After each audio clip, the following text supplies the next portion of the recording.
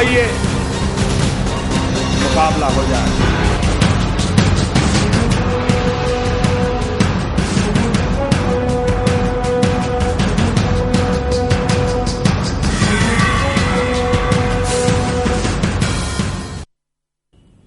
हिंदुत्व की राजनीति। नमस्कार, मैं हूं राजेश कुमार और आप देख रहे हैं आपकी आवाज। सांप्रदायिकता के मुद्दे पर कांग्रेस और भाजपा आमने सामने है।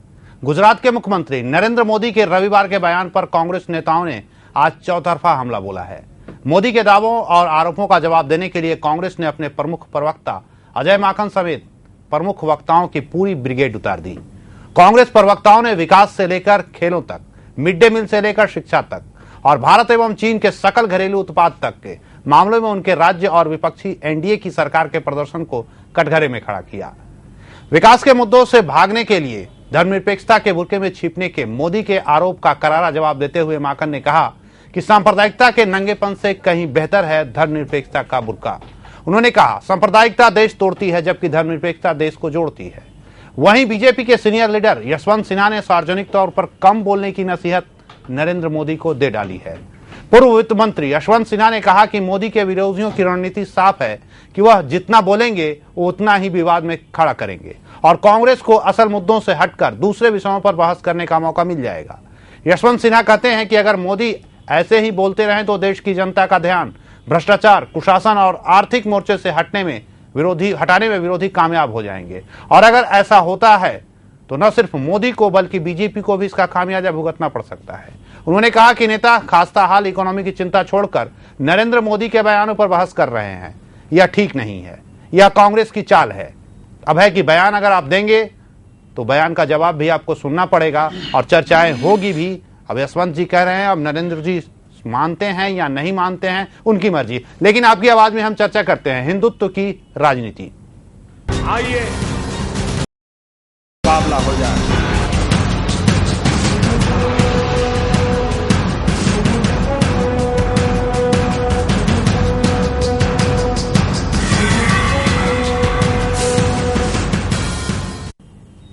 तो हिंदुत्व की राजनीति पर चर्चा करने के लिए हमारे साथ स्टूडियो में 3 मेहमान हैं। जरा उनसे हम परिचय करा दें, उसके बाद इस चर्चा को आगे बढ़ाएंगे और जानने और समझने की कोशिश करेंगे कि आखिर ये हो क्या रहा है। जहां कहीं धर्मनिरपेक्षता की बात होती है तो कभी सांप्रदायिकता की बात होती है। चलिए जरा परिचय कराएं। हमारे साथ हैं भारतीय जनता पार्टी के युवा नेता मृत्युंजय झा जी हैं, आपका बहुत बहुत स्वागत है। साथ ही साथ बसावन भगत जी हैं, वरिष्ठ लीडर हैं आरजेडी के, आपका भी स्वागत है। और विनोद शर्मा जी हैं, वरिष्ठ लीडर कांग्रेस के, आपका भी स्वागत है। आप तीनों से हम चर्चा करें उससे पहले जरा एक रिपोर्ट देख लें कि इस बीच में रविवार से लेकर आज तक क्या हुआ और कैसे मामला आगे बढ़ा। नतीजा आज हम लोगों को चर्चा करना पड़ रहा है। तो जरा देखते हैं कि गुजरात के मुख्यमंत्री नरेंद्र मोदी के ये टिप्पणी की सत्तारूढ़ पार्टी के समक्ष जब संकट आता है तो वह धर्मनिरपेक्षता का बुर्का ओढ़ लेती है। इस पर कांग्रेस ने भी पलटवार किया है और क्या कहा है जरा ये देख लेते हैं। गुजरात के मुख्यमंत्री नरेंद्र मोदी के बुर्का वाले बयान के बाद कांग्रेस काफी आक्रामक हो गई है। पार्टी की मीडिया सेल के अध्यक्ष अजय माकन ने कहा, सांप्रदायिकता के नंगेपन से बेहतर है सेक्युलरिज्म का बुर्का जो देश को जोड़ता है।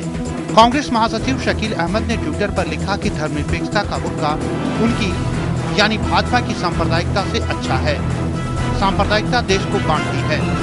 गौरतलब है कि पुणे में एक सार्वजनिक सभा में मोदी ने रविवार को कहा था कि कांग्रेस के सामने जब संकट आता है तो वह धर्मनिरपेक्षता का बुर्का ओढ़कर बंकर में छुप जाती है। फिर क्या था, जवाब आने लगे। कांग्रेस महासचिव दिग्विजय सिंह ने कहा कि सेक्युलरिज्म की भाषा मोदी की क्या है वो हम सुनना चाहेंगे। जो अब तक आडवाणी और पार्टी की तो है, एक धर्म, एक देश और एक कल्चर। कांग्रेस पार्टी का मानना है कि सर्वधर्म संभाव। मोदी के बारे में ज्यादा ना पूछा करें क्योंकि मैं उन्हें तरजीह नहीं देता। अब जरा सूचना प्रसारण मंत्री मनीष तिवारी ने ट्विटर के जरिए मोदी के बयान पर क्या प्रहार किया वो भी जानिए। सेक्युलरिज्म का बुर्का सबको साथ लेकर चलता है, लेकिन सांप्रदायिकता का पहिया कुत्ते के बच्चों को भी कुचल देता है। अगर कोई पप्पी आपकी कार के नीचे आ जाता है तो आपके पास 2 विकल्प हैं। पहला यह कि उसे दुलार करें और दूसरा उसे दोबारा कुचल दें। जो आदमी दूसरा काम करता है उसे आप क्या कहेंगे। उधर कांग्रेस नेता राजीव शुक्ला ने कहा कि अगर मोदी संविधान में दिए गए शब्दों का मजाक बनाते हैं तो इससे साफ होता है कि उनकी संविधान में कोई आस्था नहीं है। जिस पार्टी ने देश के लिए इतने सालों से कुर्बानी दी हो, वो क्या पैसा कमाने के लिए था? भारत की जनता को देखना चाहिए कि इस तरह का व्यक्ति भारत के सर्वोच्च पद पर जाने के लायक है कि नहीं। अब कौन देश के सर्वोच्च पद के लायक है या नहीं, यह तो भारत की जनता तय करेगी। लेकिन इतना तय है कि जैसे जैसे लोकसभा चुनाव नजदीक आता जाएगा, दोनों ओर से हमले तेज होते जाएंगे। लेकिन इन बयान बहादुरों को ये बात ध्यान में रखनी चाहिए कि जनता कभी भी अमर्यादित बयानों को तवज्जो नहीं देती। Bureau report, Aryan news. जी हाँ, ये पब्लिक है और पब्लिक सब जानती है नरेंद्र मोदी ने क्या कहा और उसके क्या मायने निकाले जा रहे हैं। जरा ये भी सुन लेते हैं कि नरेंद्र मोदी आखिर ऐसी कौन सी बात उन्होंने कह दी जिसको लेकर इतना हंगामा खड़ा हो गया। आज देश की सभी समस्याओं की जड़ में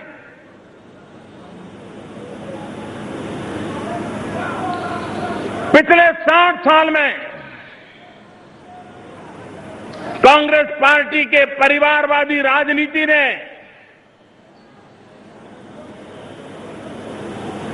देश के सामान्य मानवीय की आशा आकांक्षाओं को, सामान्य मानवीय के सपनों को नोच दिया है। कांग्रेस पार्टी ने देश की जनता को टेकन फॉर ग्रांटेड माना है। वोट बैंक की राजनीति करते रहो, चुनाव आने पर कभी इस तबके को कभी उस तबके को टुकड़े फेंकते रहो, वोट बटोर लो और फिर 5 साल अपनी मर्जी के मुताबिक ऐशो आराम की जिंदगी गुजारते रहो। चलिए, मोदी साहब ने अपना बयान दिया, सेकुलरिज्म का बुर्का पहन लेती है कांग्रेस और उसके बाद बंकर में छुप जाती है। ये तमाम स्थिति हुई और उसके बाद हंगामा खड़ा हो गया। उससे पहले उन्हें पिल्ले वाला बयान दिया, उस पर भी हंगामा हुआ। हमारे साथ कांग्रेस के लीडर हैं यहाँ पर विनोद शर्मा जी, जरा उनसे समझते हैं कि आखिर इतने नाराज क्यों हो गए। मोदी साहब ने कहा कि आप धर्मनिरपेक्षता का बुर्का पहन लेते हैं और उसके बाद बंकर में छुप जाते हैं।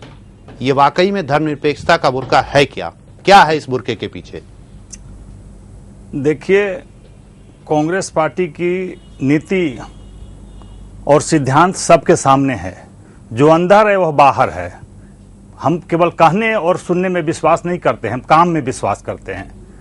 लेकिन हमें याद है कि बचपन 7वां 8वां क्लास में पढ़े थे कि अखबार में नाम एक शीर्षक था, कहानी थी, अखबार में नाम छपवाने के लिए क्या क्या किया जाता है। कहानी संकलन एक किताब आती थी हरिशंकर प्रसाद जी के शायद। हमने भी तो पढ़ा है। हमें वही याद आ जाता है जब नरेंद्र मोदी जी का नाम आता है तो हमें लगता है कि अखबार में नाम आने के लिए गाड़ी के नीचे आ जाओ, उसमें लिखा हुआ था उसमें गाड़ी के नीचे आ जाओ, गाड़ी के नीचे आ जाता है, छत से कूद जाओ, या इस तरह की कोई कल्पना करो, उस तरह का काम करो कि तुम्हारा नाम अखबार में छपे।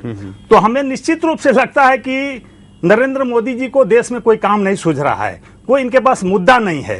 ये विवाद पैदा करके नाम छपवाने में विश्वास करते हैं और इसी का रोज देख रहे हैं कि नई नई बातें कर रहे हैं।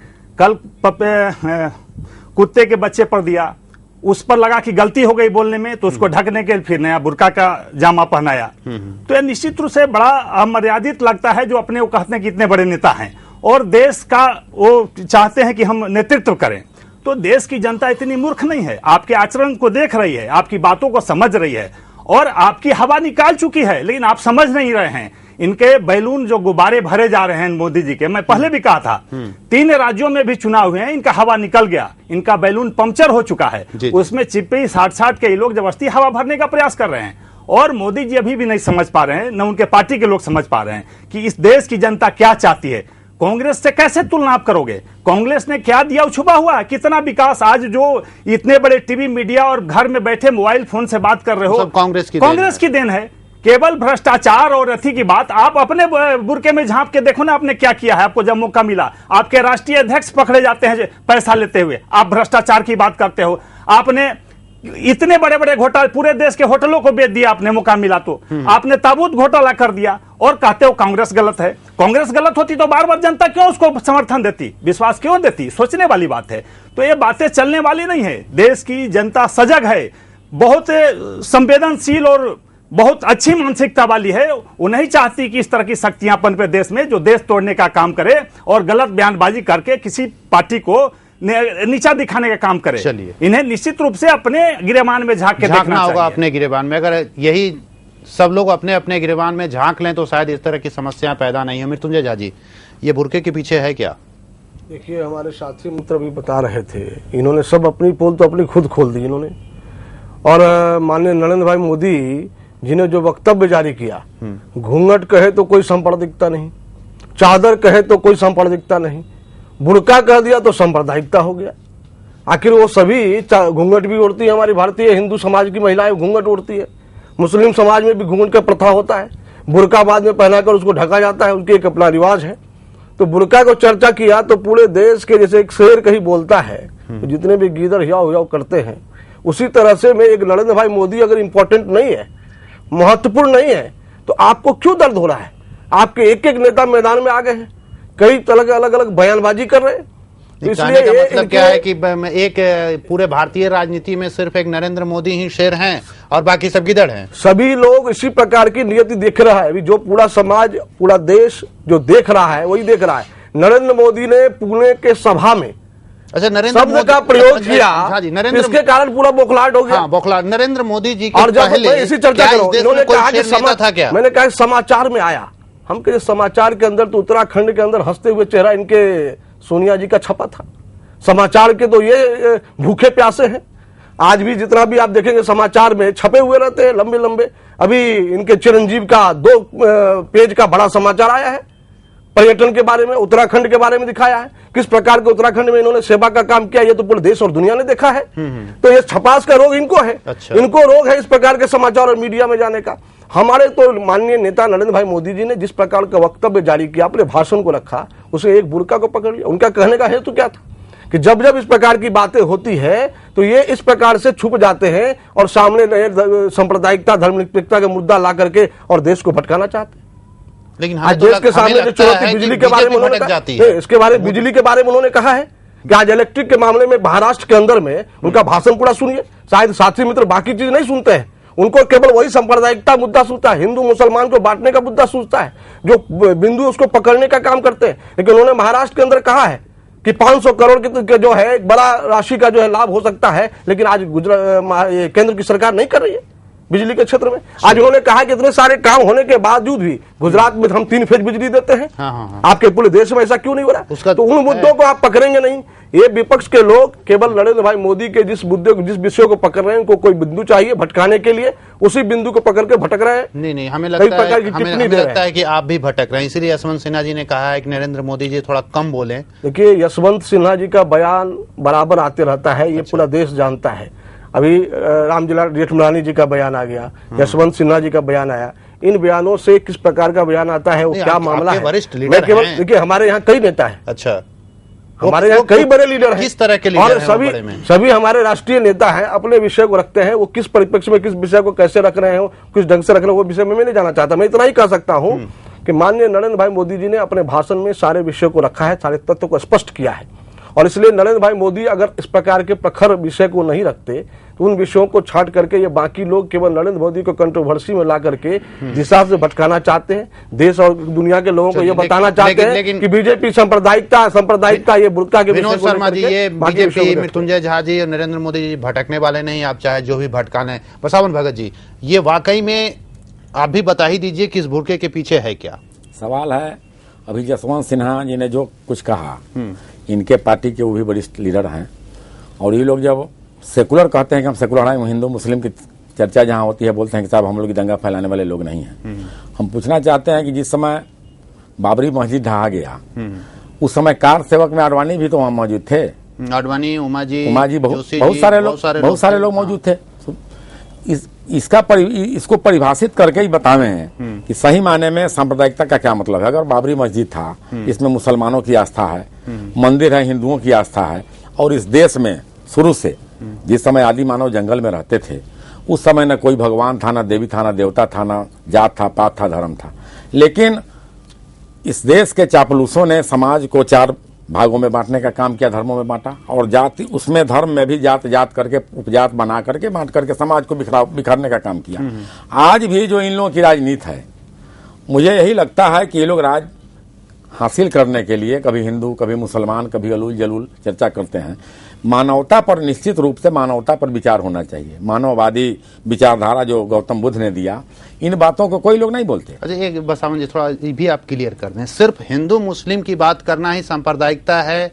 नहीं या नहीं नहीं, हिंदू में ही जाति की जो राजनीति कर रहा है, क्या वो सांप्रदायिकता नहीं है? मैंने कहा पहले कि इन लोगों ने राजपाट हासिल करने के लिए, कुर्सी हासिल करने के लिए जात धर्म में धर्म का बंटवारा किया, 4 वर्णों में बांटा धर्म को, और हर धर्म में जात अलग अलग बांटा, ऊंच नीच करके बनाया, उसमें भी जात में उपजाति बनाया।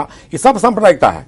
किसी भी जात से जात को लड़ाना, एक जगह वहां हिंदू मुस्लिम की बात होती है, कभी बैकवर्ड फॉरवर्ड होता है, कभी दलित महादलित करके लड़ाएंगे, तो ये भी सांप्रदायिकता, बिल्कुल सांप्रदायिकता है। ये जो कर रहे हैं ये लोग, अगर नरेंद्र मोदी सांप्रदायिक हैं, अगर वो धर्मनिरपेक्ष हैं, और अभी के परिप्रेक्ष्य में जो नेता कर रहे हैं, उत्तर प्रदेश में मुलायम सिंह जाति का एक झंडा लेकर खड़े हैं, आपके यहाँ लालू जी जाति का झंडा लेकर खड़े हैं, मायावती जी खड़ी हैं, तो ये किस कैटेगरी में आप रखेंगे? सवाल है, एक जगह आपने जो सवाल किया, जातीय, जहां तक जात को लड़ाना, जात में बांटना भी सांप्रदायिकता है, इस ढंग के मामले में दोनों में भावनात्मक लड़ाई नहीं होती है। अच्छा, जिससे किसी भी जात को कुछ अधिकार दिया, उसको कुछ दे रहा है, इसको समझाएगा कि तुम्हारा अधिकार काट करके उसको दे रहा है, दूसरी बात है। यहाँ धर्म की लड़ाई है, हिंदू और मुस्लिम धर्म की जहां तक बात है, निश्चित रूप से भाजपा के लोग मुस्लिम विरोधी हैं, मुस्लिम समुदाय के विरोधी हैं, सांप्रदायिक हैं, और अगर नहीं रहते तो उदाहरण में बाबरी मस्जिद आ गया। उस समय आपने देखा कि जब लाल किस आडवाणी रथ लेकर बिहार में आए थे, तो लालू यादव उस समय मुख्यमंत्री थे, उन्होंने रथ को रोक करके और उनको गिरफ्तार करके मसान जोड़ के जेल में बंद करने का काम किया। इसका नतीजा हुआ कि इन लोगों ने केंद्र के सरकार को गिराने का काम किया। यही भाजपा के लोग साथे थे, भाजपा के लोग उस समय साथे थे, सरकार को गिराने का लोगों ने काम किया। तो हम लोगों ने तो धर्मनिरपेक्षता के लिए अपनी सरकार को भी गंवाने का काम किया है। आए थे आपके तोगरिया आए थे, तोगरिया, उनको भी लालू जी उतरने नहीं दिए, मोहन भगवत को भी रोक। आपने सर्टिफिकेट ले लिया कि मैं धर्मनिरपेक्ष हूं? सर्टिफिकेट नहीं लिया, लड़ाई भी लड़ा। सीतामढ़ी में दंगा हुआ, लालू जी हमारे मुख्यमंत्री थे, वहां जाकर के बैठ करके लोगों को समझा बुझा करके शांत करने का काम किया। उदाहरण है कि आजादी के बाद में कहीं भी अगर दंगा हुआ है तो बिहार का पहला मुख्यमंत्री लालू यादव जो वहां काम करके बैठ करके और लोगों को अपने भाईचारा का संदेश देने का काम किया। सर्टिफिकेट की बात नहीं। विनोद शर्मा जी सांप्रदायिक हैं या धर्मनिरपेक्ष? कांग्रेस पार्टी विनोद शर्मा जी बात करते हैं, धर्मनिरपेक्षता की बात करते हैं, कांग्रेस के लोग भी धर्मनिरपेक्ष हैं, ये लोग धर्मनिरपेक्ष हैं, लेकिन सिर्फ एक भाजपा के ही लोग हैं। पूरे हिंदुस्तान में भारतीय जनता पार्टी के लोग पूरे कॉमनल लोग हैं। एक अब जो है, अभी बसावन जी बोल रहे थे, एक पति है और 2 पत्नी है, दोनों पत्नी करिए या प्रेमिका कहिए, दोनों करिए कि हम तेरे वफादार हैं। हमारे विनोद भाई का यही स्थिति है। माननीय नीतीश जी कह रहे हैं कि हम तुम्हारे वफादार हैं, और माननीय हमारे लालू जी भी कह रहे हैं कि हम वफादार हैं। तो पता नहीं वो पति किसको अपना वफादार मानेगा। अभी तक तो दिखाई दिया सदन के अंदर बिहार में वो किसका वफादार है। अभी बसावन जी ने कहा, अयोध्या के विषय को आया, अभी हम लोगों ने स्पष्ट, हमने नहीं कहा है, जो उत्तर प्रदेश हाईकोर्ट का जो आया है, और उसमें उन्होंने स्पष्ट कहा है कि वहां राम जन्मभूमि था, और राम जन्मभूमि पर उन्होंने कहा कि ये उसका एक न्यास का अपना एक जमीन है, उसका वो सारा उन्होंने बंटवारा करके बताया भी है, क्या हिस्सा है, 3 हिस्से बांट करके, और इनको शायद ये ध्यान नहीं है। और इसलिए वहां हम लोग अभी भी कहते हैं कि वहां राम जन्मभूमि है। इससे हम कभी नहीं, बाबर के समय जिस प्रकार के वहां कृत्य की गई, उसके कारण से हिंदुओं ने अपने मानक चिन्ह को फिर से वापस लाने का प्रयास किया। जहां तक ये कह रहे हैं कि दंगे की बात कर रहे हैं, आइए बताएं कि कांग्रेस के राज में, हमारे साथी मित्र बैठे हैं, कितने दंगे हुए हैं, आपके पास भी रपट है, और बीजेपी के राज में कितने दंगे हुए हैं, नंबर 1। नंबर 2, गुजरात के अंदर में हमारे नरेंद्र भाई मोदी, जिसके बारे में बार बार लोग चर्चा करते हैं, ये बताएं कि गुजरात में जब नरेंद्र भाई मोदी जी की सरकार आई, क्या उसके बाद कोई दंगे हुए? नंबर 3, गुजरात के अंदर जो 4 ऐसे सीट हैं जहां मुस्लिम बहुल सीट है, 65% मुसलमान हैं, वहां से बीजेपी के उम्मीदवार जीत कर आए। क्या अगर बीजेपी के लोग या गुजरात में ऐसे लोग अगर सांप्रदायिक होते जिसके बारे में तथाकथित बात कर रहे हैं, तो क्या वो जीत कर आते? नहीं, उसमें इस प्रकार के ये बातों को उलझाने का विषय है। और सांप्रदायिक की परिभाषा भी आपने कहा, जातीय विद्वेष, और सांप्रदायिकता की बात आपने कहा, बसावन जी ने कहा कि दोनों एक ही विषय है। संप्रदाय और जातीय विद्वेष दोनों अलग विषय होते हैं। संप्रदाय होते हैं जिसको एक पंथ मानता है, धर्म मानता है, और उस पंथ के माध्यम से वो अपने अपने मानने की पद्धति है। हमारे यहाँ हम विभिन्न संप्रदाय, बौद्ध संप्रदाय हम कहते हैं, जैन संप्रदाय कहते हैं, मुस्लिम संप्रदाय कहते हैं, संप्रदाय। और इसकी अपना विषय रखिएगा। और इन्होंने जो मनु संहिता की बात की, वर्ण की बात की, शायद अलग अलग इतिहास के बारे में कई पन्नों को खंगालने की जरूरत है, लेकिन मैं इतना ही बात कहूंगा कि ये केवल सांप्रदायिक, इनके भाषा में जो परिभाषा है वो अलग है। अभी जब कोई दूसरा मुद्दा हो, जब ये मेरे साथ थे उस समय, बिहार में ही हमारे सहयोग से ही चले, उस समय हम सांप्रदायिक नहीं थे। नीतीश जी चले, उस समय हम सांप्रदायिक नहीं हुए। आज 17 साल के बाद वो रास्ते चले तो वो सांप्रदायिक, हम सांप्रदायिक हो गए। ये सुविधा की राजनीति है, वो हकीकत। अच्छा विनोद जी, एक चीज बताइए, आपके पास ऐसा कौन सा मंत्र है, कौन सा ऐसा तंत्र है कि आसाम में दंगा होता है, सैकड़ों लोग मारे जाते हैं, 84 का दंगा होता है, हजारों सिख मारे जाते हैं, लेकिन उसके बाद भी आप धर्मनिरपेक्ष बने रह जाते हैं, और बसावन भगत जी भी आपको सर्टिफिकेट देते हैं कि कांग्रेस धर्मनिरपेक्ष है। ऐसा कौन सा मंत्र तंत्र आपने इस्तेमाल किया है? दंगे किन परिस्थितियों में हुई वो भी देखना होगा आपको, और उसका स्वरूप क्या रहा, और उसके पीछे कौन लोग रहे, इसको भी देखना होगा। तो निश्चित रूप से आप देखेंगे, आज हमारे मृत्युंजय झा जी कह रहे हैं कि जब सरकार में आते हैं तो कम दंगा होता है, तो यह स्पष्ट है कि दंगा ही करवाते हैं। इनकी नियति है दूसरे सरकारों को बदनाम करना, उसके सरकार को अस्थिर करने के लिए दंगा करवा दो, और अपनी छवि बनाने के लिए कुछ कम दंगे करवाओ। यही वास्तविकता है इस देश की। और जहां तक ये शेर ठहरा रहे हैं नरेंद्र मोदी जी को, तो एक कहानी सुने होंगे रंगा सियार का। तो मैं समझता हूं कि सियार जब एक बार शेर का खोल ओढ़ लिया और चला, तो गलतफहमी में लोग समझ रहे थे शेर है, लेकिन आदत से लाचार था, वो हुआ करने लगा, तो किसानों ने इतना पिटाई किया। वही कहानी है। तो जनता यहाँ की देख रही है, इनकी पिटाई की है बार बार, अभी भी पिटाई, वोट के माध्यम से पिटाई का मतलब है। इनकी पिटाई मत के माध्यम से बार बार कर रही है। अभी बहुत ही थे लोकसभा चुनाव भी हुआ शिमला में, 1.5 लाख वोट से कांग्रेस प्रत्याशी जीती, वहां भी नरेंद्र मोदी जी का प्रभाव था। और 3 राज्यों में अभी कांग्रेस ने सत्ता वापस ली, चार कहिए, 3 क्या 4 में। गुजरात में तो ये टाइगर है क्या, सो समझ में जनता समझा रही है, लेकिन समझने के लिए तैयार नहीं है, क्योंकि इनके मन में चोर है।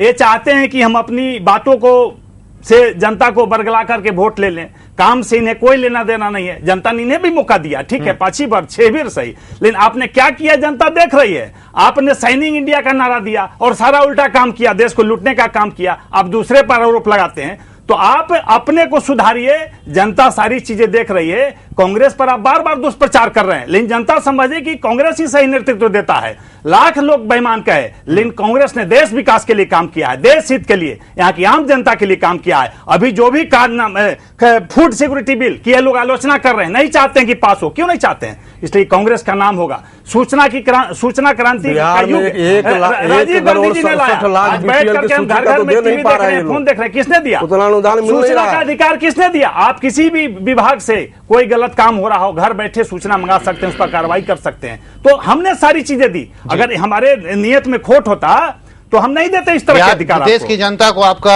एहसान मानना चाहिए। निश्चित मान रही है जनता, मानना चाहिए। अगर कांग्रेस ना होती तो न ये टीवी होता, न सूचना क्रांति होती, न ये विकास होता। वाकई में निश्चित रूप से जनता मानती है, बरगलाने से नहीं काम चलेगा। जनता समझ रही है। तोहफा में घोटाला दे रहे हैं, भ्रष्टाचार दे रहे हैं, कुशासन दे रहे हैं, क्या करें? तोहफा में बदले में आप ये दे रहे हैं। हम तत्काल कार्रवाई कर रहे हैं, हम येदियुरप्पा की तरह बचाने का प्रयास नहीं कर रहे हैं, और लोगों को जेल से बाहर छोड़ने का काम नहीं कर रहे हैं। हम तत्काल बदले में महंगाई दे रहे हैं। देखिए, महंगाई एक अंतर्राष्ट्रीय मुद्दा है, डॉलर के मुकाबले आपका रुपया गिर जा रहा है। क्योंकि महंगाई बढ़ेगी। आप ये नहीं देख रहे हैं कि अमेरिका के बैंक फेल हो गए, इंग्लैंड के बैंक फेल हो गए, और आज भी स्थिति आपकी मजबूत है, आपकी एक बैंक फेल नहीं हुए। चलिए हम आते हैं, हम इस मसले पर चर्चा करेंगे कि हिंदुस्तान का बैंक एक भी फेल नहीं हुआ। इस आधार पर कांग्रेस का शासन बेहतर है, डॉलर के मुकाबले रुपया गिर रहा है, इस आधार पर कांग्रेस का शासन बेहतर है। जैसा कि मैं नहीं कह रहा हूं, मैं किसी पार्टी से कोई लेना देना नहीं है, विनोद शर्मा जी का कहना है। हम चर्चा करेंगे, लेकिन हकीकत क्या है और फसाना क्या है, चर्चा जरूर करेंगे ब्रेक के बाद।